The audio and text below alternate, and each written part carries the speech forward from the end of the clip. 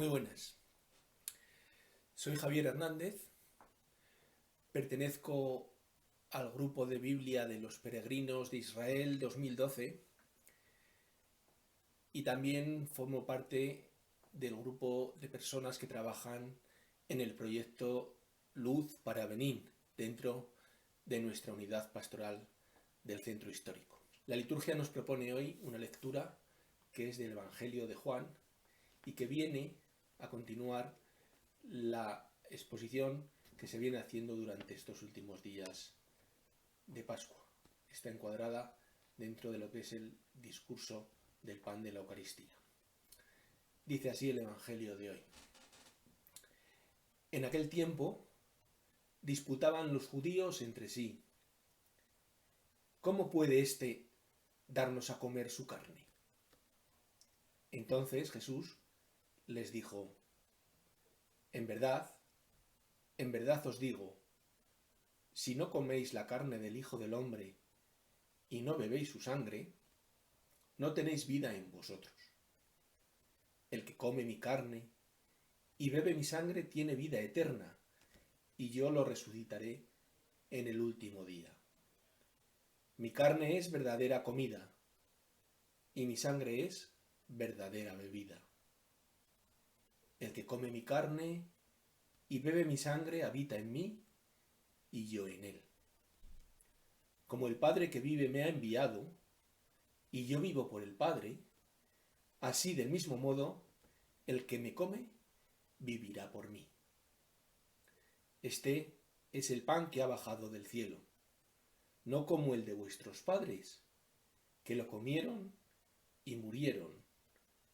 El que come este pan vivirá para siempre. Esto lo dijo Jesús en la sinagoga, cuando enseñaba en Cafarnaúm.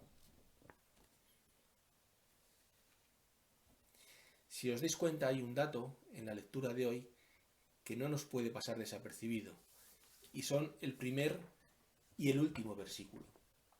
El primer versículo dice: en aquel tiempo disputaban los judíos entre sí. Y el último versículo dice: esto lo dijo Jesús en la sinagoga cuando enseñaba en Cafarnaúm.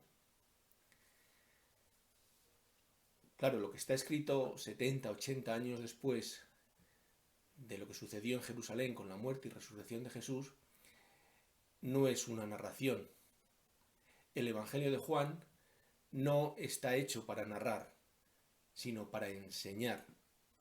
Y en concreto, en este pasaje del Evangelio, está haciendo mucho hincapié y mucha importancia en el sentido de la Eucaristía. Seguramente lo que dijo Jesús en la sinagoga, y nos lo traduce el evangelista versículo a versículo, no lo dijo del tirón.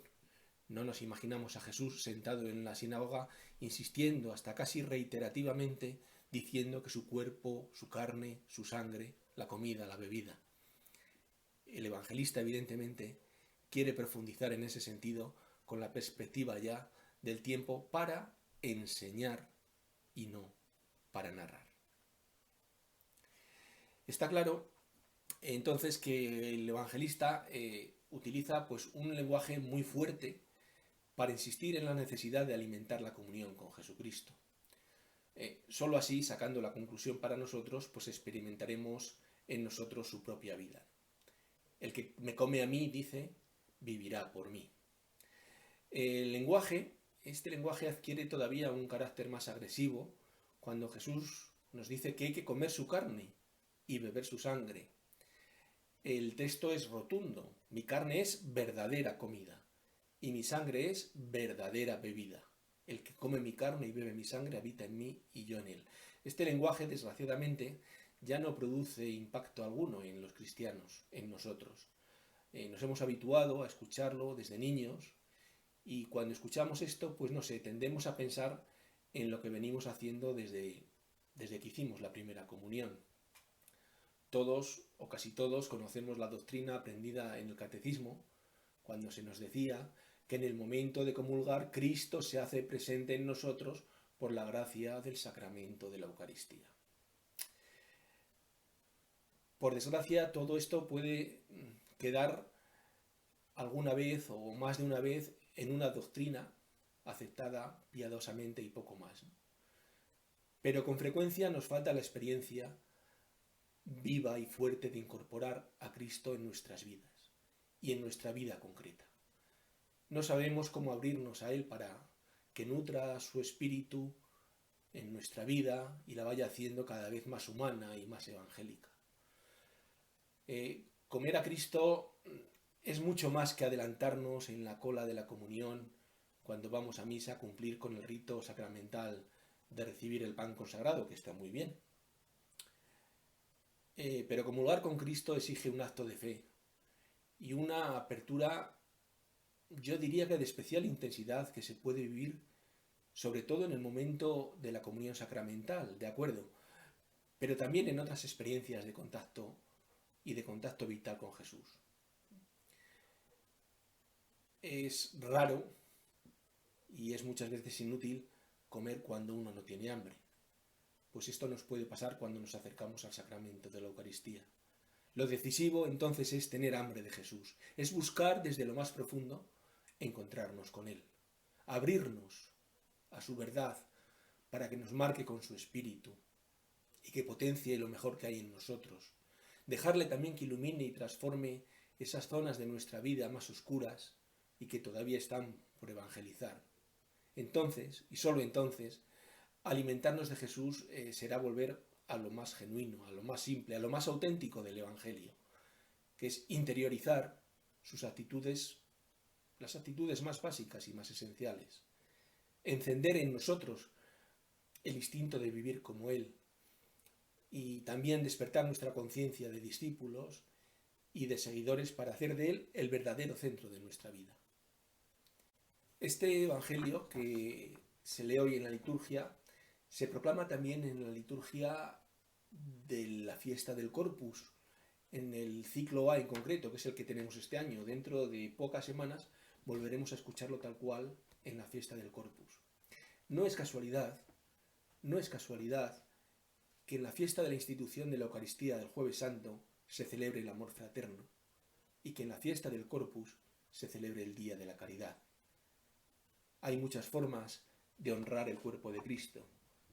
Una de ellas, una de las más importantes, es descubrir el cuerpo de Cristo en los más pobres, en los más necesitados. Quiero terminar esta reflexión compartiendo con vosotros un poema precioso de Pedro Casaldáliga, titulado precisamente así: Mi cuerpo es comida. Feliz mes de mayo, feliz Pascua.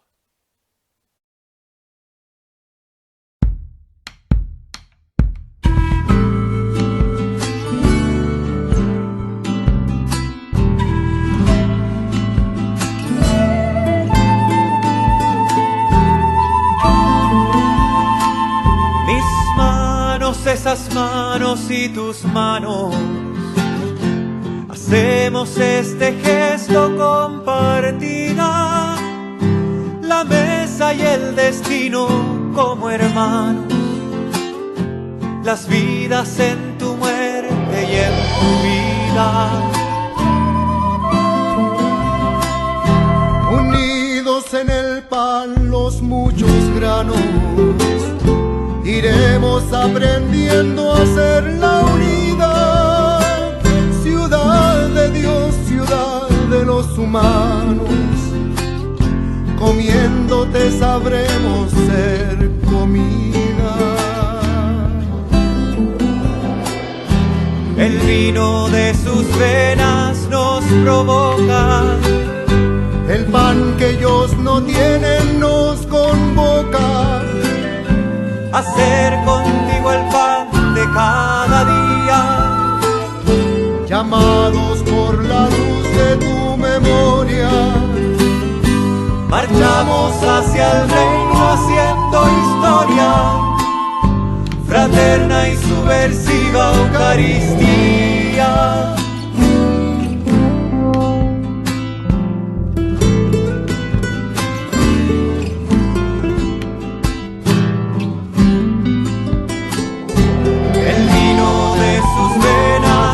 Provoca